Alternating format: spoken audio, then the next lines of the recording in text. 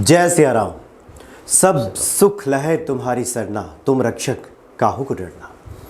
हनुमान जी की पूजा आराधना से इस जीवन में सब संभव है और इस बात को तो लगातार कई महीनों से हम दोहरा भी रहे हैं और कोशिश हमारी यही है कि आप सबों के हृदय में ये बात जम जाए, घर कर जाए कि हनुमान जी की कृपा से, उनकी पूजा आराधना से सब संभव है। हनुमान चालीसा के बारे में तो कई बार हम लोगों ने बातचीत की है कि हनुमान चालीसा अपने आप में सर्व फलदायी है। बजरंग बाण को लेकर के कई बार कई तरह की बातें देखने सुनने को आती हैं कि बजरंग बाण कौन पढ़े, किसको पढ़ना चाहिए, क्योंकि इसमें हनुमान जी को एक तरह से आदेशित किया गया है, उसमें सौगंध भी दिला दी गई है, शपथ दिला दी गई है भगवान राम की। तो इन तमाम शंकाओं को आज दूर करेंगे ज्योतिषाचार्य डॉक्टर रजनीकांत श्रीवास्तव जी। स्वागत है आपका आचार्य जी। जय सिया राम। चूँकि बजरंग बाण को लेकर के पहले भी कई तरह की बातें हालांकि हम लोगों ने की है, लेकिन विस्तार से कुछ बातें नहीं हुई हैं। तो आज क्या खास आप बता रहे हैं इस विषय पे? देखिए, मैं जय श्री राम, जय हनुमान जी। दोस्तों, मैं आज बताना चाहूँगा कि बजरंग बाण किसको करना चाहिए, किसको नहीं करना चाहिए, और किस परिस्थिति में करना चाहिए, किस परिस्थिति में नहीं करना चाहिए। हो क्या रहा था कि मेरे पास व्हाट्सएप पे आता है कि गुरुजी, मैं हनुमान जी का बहुत बड़ा भक्त हूँ और मैं तो बजरंग बाण पढ़ता हूँ। तो मैं उनसे कुछ सवाल वगैरह कभी पूछ दिया तो सुन के बड़ा आश्चर्य होता है कि नॉर्मल कोर्स में भी बजरंग बाण लोग पढ़ना शुरू कर दिए हैं। बजरंग बाण मैं बता दूं कि किसी खास परिस्थिति में ही प्रयोग करना चाहिए। बाण का मतलब क्या होता है? तीर बाण, तीर धनुष। आप किसी के ऊपर तोप चला रहे हो तो क्यों चलाओगे भाई? कुछ तो होगा ही। ऐसे थोड़े कि जब चाहो बंदूक उठाओ फायर कर दो। आपके पास अगर गन का लाइसेंस है तो आप फायर थोड़े करते फिरोगे। उसके पहले बहुत सारे उपाय हैं, वो तो आखिरी विकल्प है। हाँ, तो आखिरी विकल्प है। जिसको देखो बजरंग बाण मैं पढ़ता हूँ जी। अरे भाई, क्यों पढ़ते हो? कुछ तो कारण हो। तो सब चीज़ ठीक ठाक रहेगा, हम को उल्टा होगा। इसकी कुछ खास कंडीशंस है। सबसे बड़ी बात है कि परमपिता परमेश्वर नारायण के साक्षात एक अवतार हैं प्रभु श्री राम। उसमें उनके नाम की सौगंध है कई बार, एक बार नहीं कई बार सौगंध है। मेरे ख्याल से 5 बार तो है ही। कई बार है, उठो उठो चलो तो ही राम दुहाई। तो है। आप बताइए कि भगवान को सौगंध दे दे के आप उनसे काम करवाएं और हनुमान जी की से कराएं, ये अच्छी बात तो है नहीं। देखिए, इसका प्रयोग तब करना चाहिए कि एकदम ही कोई इसी की ऐसी बीमारी है जो छूटी नहीं रही है, मतलब मरणासन स्थिति है। हाँ, मरता क्या ना करता। हाँ, मरता क्या ना करता। अच्छा, जो एकदम सही शब्द आपने सेलेक्ट किया है, उस हालत में किया जाता है। ऐसे शत्रुओं के चंगुल में फंस गए हैं, षड्यंत्र में फंस गए कि हम निकलने का कोई रास्ता नहीं है और आप निर्दोष हो, तो अब आपको बचाने वाला कौन है? तो फिर मरता आदमी करता क्या? फिर आप बजरंग बाण का प्रयोग कर सकते हैं।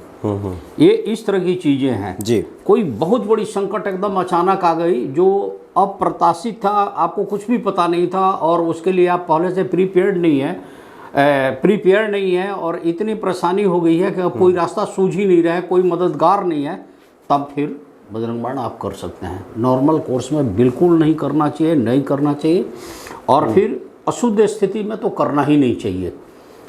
देखिए, कम से कम 41 डेज का 41 दिन का इसका है अनुष्ठान है।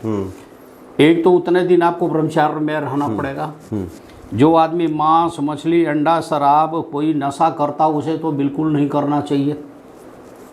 उस जगह पे पूर्ण शुद्धता चाहिए जिस घर में बजरंग बाण का पाठ हो रहा है। पूरी विधि विधान के साथ होना चाहिए। लोग ऐसा कर नहीं रहे हैं, बस जी एक तरह से लेके। देखिए, हनुमान चालीसा पढ़ना एक अलग बात है, बजरंग बाण पढ़ना एक अलग बात है। वैसे तो दोनों हनुमान जी का है, भगवान श्री राम के ही से रिलेटेड है, लेकिन हमेशा ध्यान रखना चाहिए कि शुद्धता की इसमें ज़्यादा ज़रूरत है। अगर उसमें कहीं भी गलती हुई तो आप लोग शायद न्यूटन का थ्योरी पढ़े होंगे साइंस के स्टूडेंट, प्रत्येक क्रिया के विपरीत भी प्रतिक्रिया होती है। उल्टा रिएक्शन होगा, लाभ के जगह पे हानि भी हो सकता है। और बजरंग बाण के लिए मैं आपसे कहूँगा कि जब भी शुरू करें, सुबह में पढ़ना शुरू कर दीजिए, सुबह में पढ़ना शुरू कर दीजिएगा। कम से कम 41 डेज यानी 41 दिन का ये पाठ है और इसके पाठ करने से पहले जो दीपक जरूर जला लें, जैसे कि विधि बताई गई है किसी प्रकांड विद्वान से, आपके आसपास हनुमान मंदिर के कोई जानकार अच्छे पंडित हैं, उनसे समझ लीजिए, तब बजरंग बाण का पाठ करना शुरू कर दीजिए। पितृदोष से बहुत ज़्यादा परेशानी आ गई है, काल सर्प योग से बहुत बड़ी परेशानी आ गई है। उस हालत में आपको केले की जड़ के पास बैठ के बजरंग बाण का पाठ करना चाहिए। अच्छा। केले की जड़ के बाद, भाई केले को भी आप समझिए कि विष्णु भगवान के एक अवतार ही हैं। विष्णु भगवान की पूजा की जाती है। गुरु बृहस्पति महाराज का बोलते हैं ना, ओम ह्रीं बृहस्पति नमः, चाहे ओम गुरुवे नमः आप बोलते हैं, ओम नमः भगवते वासुदेवाय नमः। तो विष्णु भगवान, तो वहाँ पे आपको करना चाहिए बजरंग बाण का, क्योंकि बजरंग बाण अगर विधि से आप कर लें तो बड़ा क्रुद्ध होकर हनुमान जी का स्वरूप आता है, उनकी ऊर्जाएं आती है। और बजरंग बाण वाले को हमेशा ध्यान रखना चाहिए कि बजरंग बाण शुरू करने से पहले श्री राम का जाप जरूर कर लेना चाहिए, बिल्कुल ही करना चाहिए। और बीच बीच में जब उनको टाइम मिले तो नमो शिवाय नमो शिवाय नमो शिवाय का भी जाप करना चाहिए, क्योंकि बहुत उग्र रूप में हनुमान जी आते हैं। जैसे मैं छोटा सा एग्जाम्पल दे रहे हैं, इसको अदरवाइज कोई नहीं लेगा। सपोज कि मैं बहुत गाढ़ी निद्रा में सो रहा हूँ, एकदम अचानक कोई झकझोर के मेरे को जगा दे तो मेरी क्या स्थिति होगी? बहुत क्रुद्ध स्थिति, बहुत भयावह स्थिति, चाहे बहुत परेशान होकर मैं उठूँगा। सेम यही से ही मान के चलिए देवी देवताओं के लिए हनुमान जी बहुत क्रुद्ध रूप में उस टाइम में और गुस्से में आते हैं, सर्वनाश करते हैं उस टाइम में। जो भी आपकी समस्या होगी 1 मिनट में वो सर्वनाश कर देंगे, लेकिन उनका बैड इफेक्ट आपके ऊपर नहीं पड़ना चाहिए। ये आपको ध्यान रखने की चीज़ है। इसमें कम से कम मान के चलिए कि 5 बार बजरंग बाण में हनुमान जी के लिए बोला गया है और भगवान श्री राम को कसम दी गई है। हाँ बिल्कुल। और बजरंग बाण की किताब मार्केट में एक नहीं अनेकों राइटर की आ गई है, कई डुप्लीकेट भी लोग बना बना कर डाल दिए हैं। तो आप रामायण जो एक्चुअल है उसमें से पढ़िए, या गीता प्रेस की जो किताब है उसमें भी आप देख सकते हैं बजरंग बाण की जो विधि विधान चाहे जो चीज़ें हैं, आप उस हिसाब से पढ़ना शुरू कीजिए, आपको ज़्यादा लाभ मिलेगा। इसमें एक चीज़ और मैं बताऊंगा कि कभी भी माला जैसे जप रहे हैं तो ओम राम रामाय नमः का जाप जरूर कीजिएगा, कम से कम 11 बार तो कीजिएगा ही। सुबह भी कीजिए, शाम में भी कीजिए। ओम नमः शिवाय का भी बता दिया कि आपको जाप करना है। और फिर से मैं आपको रिस्ट्रिक्शन दे रहा हूँ और आपको समझाना चाहूँगा, मांस, मछली, अंडा, शराब, किसी तरह की गाली गलौज, गैर कानूनी बातें, ये सब बिल्कुल नहीं होनी चाहिए। और हनुमान जी की इस पूजा में 1 नंबर का ही पैसा लगना चाहिए, जो आपके पसीने की कमाई हो। रिश्वत की कमाई से कभी भी बजरंग बाण या कोई भी पूजा पाठ को करनी ही नहीं चाहिए। जी जी जी। कई लोग क्या करते हैं, मजदूरों का शोषण किए, किसी गरीब का शोषण किए, भंडारा करा दिए। भाई मैं फिर इस चैनल के माध्यम से बताना चाहूँगा, वो भंडारा लगती नहीं है। वो आपने अपना कॉलर खड़ा किया, अपने समाज में 2-4 आदमी के सामने अपने नाम उठाया, पुण्य नहीं मिला। जिस काम के लिए आप करना जा रहे हैं तो वो काम नहीं होगा। इसमें जब भी आप पढ़ेंगे उसके बाद आपको पता है कि फूंक मारी जाती है, फूंक मार के मरीज को पानी पिलाई जाती है। पानी पिलाएंगे, एक माला किया, फूंक मारा, पानी पिलाया, निश्चित रूप से मरीज ठीक होना शुरू हो जाता है। बजरंग बाण में इतनी ताकत है, इतनी शक्ति है। और एक वो बाण है जो अचूक बाण है, एक तरह से मान के चले कि ब्रह्मास्त्र है। जी हाँ जी हाँ बिल्कुल। तो ये एक ब्रह्मास्त्र है। इसमें एक चीज़ का ध्यान रखना है कि अखंड ज्योति कभी भी बूझे नहीं।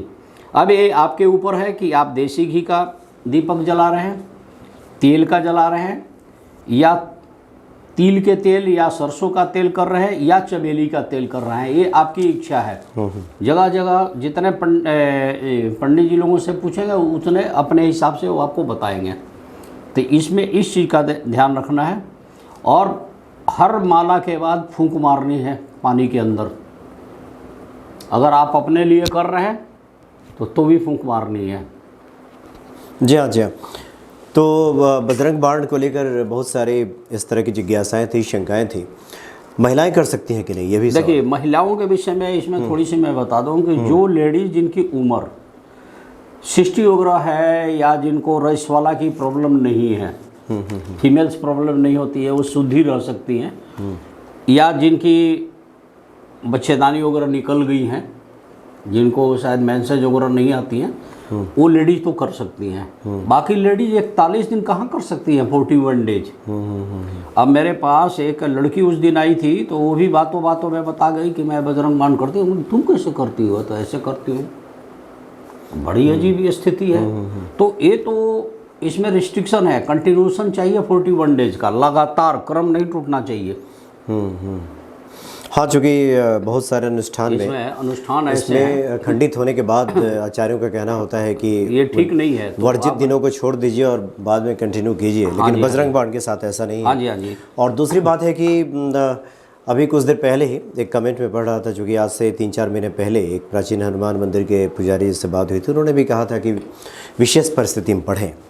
तो किसी ने कमेंट किया कि जब किसी व्यक्ति के संकट आता है किसी के जीवन में, कोई भी संकट होता है, छोटा बड़ा उसको नहीं कह सकते, तो उनका ये तर्क था कि संकट तो संकट है। मान लीजिए किसी को नौकरी नहीं लग रही है, तो क्या वो नहीं पढ़ेगा?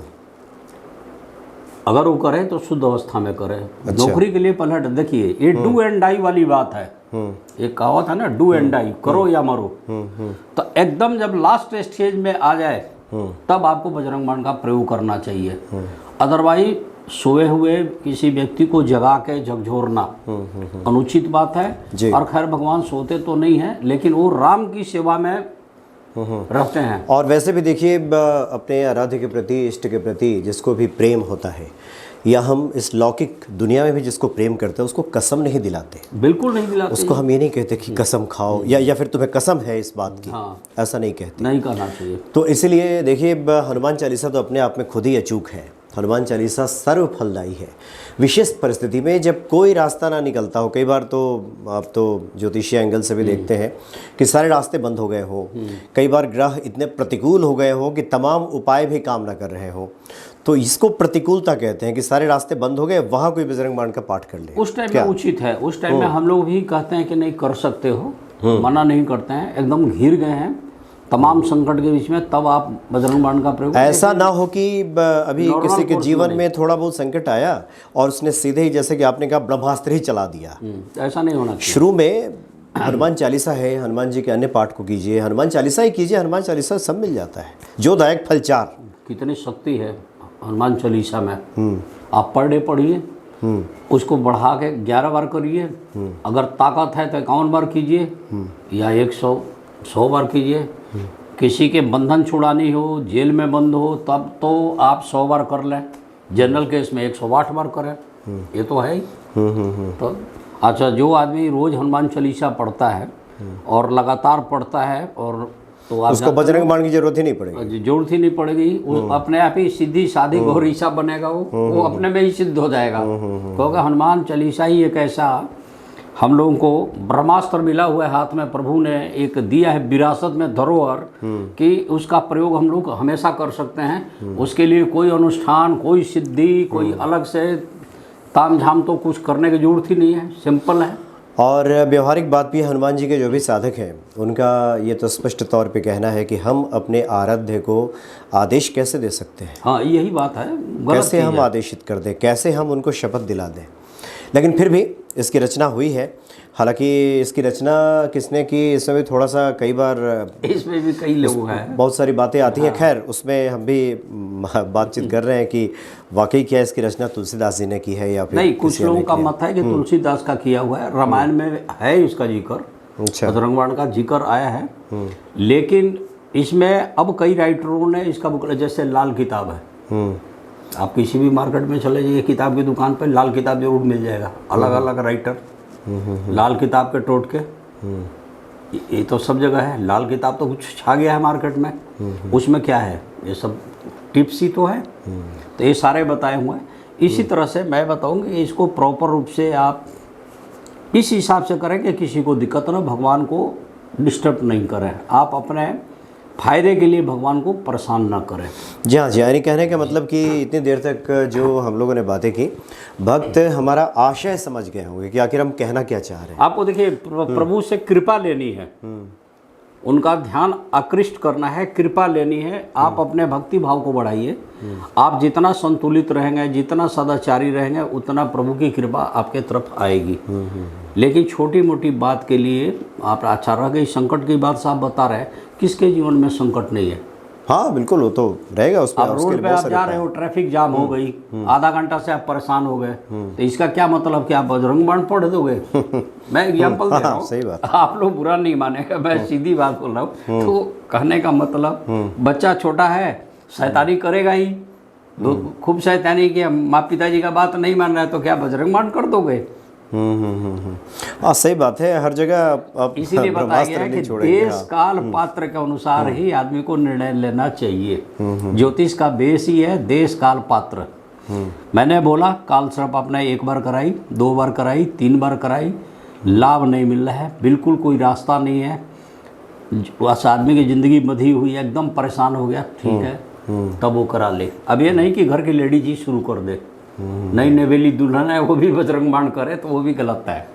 तो जो शुद्धता का पूरा ध्यान रखना है, तो बजरंग बाण का पाठ आप करें, विधिवत करें, अब अति आवश्यक हो तब करें, तभी करें। ऐसे नहीं। जी जी जी, बिल्कुल सही कहा आपने आचार्य जी। और हम समझते हैं कि अब भक्त इन बातों का आशय, जो निचोड़ है, जो सार है, वो समझ के होंगे। चलिए बहुत बहुत जी, बोलिए, कुछ कह रहे हैं? नहीं, मैं बोल रहा था कि देखिए, बजरंग बाण अगर विधिवत कर दो तो बड़ा क्रूर रूप में हनुमान जी का पदार्पण होता है, और उस टाइम में वो ना हो कि आपको कोप भाजित होना पड़े।